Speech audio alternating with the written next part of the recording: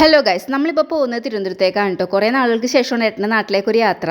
അപ്പോൾ ബാക്കിൽ കുഞ്ഞാവക്ക് കിടക്കാനായിട്ടുള്ള രീതിയിലൊക്കെ സെറ്റ് ചെയ്തിട്ടാണ് പോകുന്നത്. കാരണം അത്യാവശ്യം ലോങ്ങുള്ള യാത്രയാണ്. വെളുപ്പിന് ഇറങ്ങിയിട്ട് ഞങ്ങൾ ഏകദേശം എത്തുന്നത് വൈകിട്ട് 4 മണിക്കാണ്. ഞങ്ങൾ എത്തിയപ്പോഴാണ് അവിടെ കേക്ക് കട്ടിംഗ് ഒക്കെ സ്റ്റാർട്ട് ചെയ്തത്. ഇപ്പോൾ ഏകദേശം കാര്യങ്ങളൊക്കെ മനസ്സിലായിട്ടുണ്ടാവുമല്ലേ. ഏട്ടൻ്റെ പെങ്ങളുടെ ഏറ്റവും ഇളയ കുഞ്ഞാവയുടെ ബർത്ത്ഡേ ആണ്. ഏകദേശം നീലുവിനിൽ 2 മാസത്തിന് മൂപ്പേ അവനേ ഉള്ളൂ. പ്രത്യേകിച്ച് വലിയ ഗസ്റ്റ് ഒന്നും ഉണ്ടായിരുന്നില്ല. ഞങ്ങൾ തന്നെയായിരുന്നു അവരുടെ ഏറ്റവും വലിയ ഗസ്റ്റ്. പിന്നെ അമ്മയുടെ കുടുംബശ്രീയിലെ കുറച്ച് ആൾക്കാരും ഉണ്ടായിരുന്നു കേട്ടോ.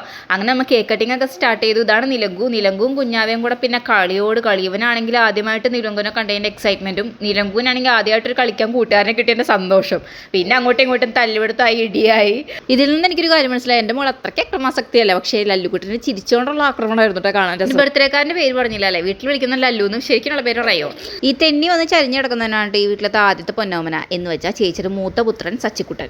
ഈ 2 പീക്കിൽ കുഞ്ഞുങ്ങളെ നമുക്ക് ഒരു കണക്കിനൊക്കെ അഡ്ജസ്റ്റ് ചെയ്യാം, പക്ഷേ ഇവനെ കൺട്രോൾ ചെയ്യാൻ ഔട്ട് ഓഫ് ദ വേൾഡ്. ഇതാണ് കേട്ടോ ഏട്ടൻ്റെ അമ്മ. അമ്മയെ അധികം ഡിസ്റ്റർബ് ചെയ്യേണ്ട, അമ്മ അടുക്കളയിലാണ് പണിയെടുത്തോട്ടെ. നമുക്ക് അടുത്ത ആളിലേക്ക് പോയി. ഇതെൻ്റെ കെട്ടിയൻ, മഹാനായ അമ്മയുടെ ധീരനായ പുത്രൻ. ഇതാണ് കേട്ടോ ഇത്ര നേരം നിങ്ങളോട് ചലിച്ചുകൊണ്ടിരുന്ന ഞാനെന്ന വ്യക്തിയുടെ അമ്മ. വീണ് കിട്ടുന്ന ചില സമയങ്ങൾ മാത്രമേ നമുക്ക് കുഞ്ഞുമക്കൾ സന്തോഷമൊക്കെ അങ്ങോട്ടും ഇങ്ങോട്ടും എൻജോയ് ചെയ്യാൻ പറ്റത്തുള്ളൂ. ബർത്ത്ഡേ കഴിഞ്ഞ് അന്ന് തന്നെ പോയത് ഞങ്ങൾ പിന്നെ എടുത്ത് 2 ദിവസം. കാരണം എന്താ, കുഞ്ഞുമക്കളുടെ സന്തോഷം.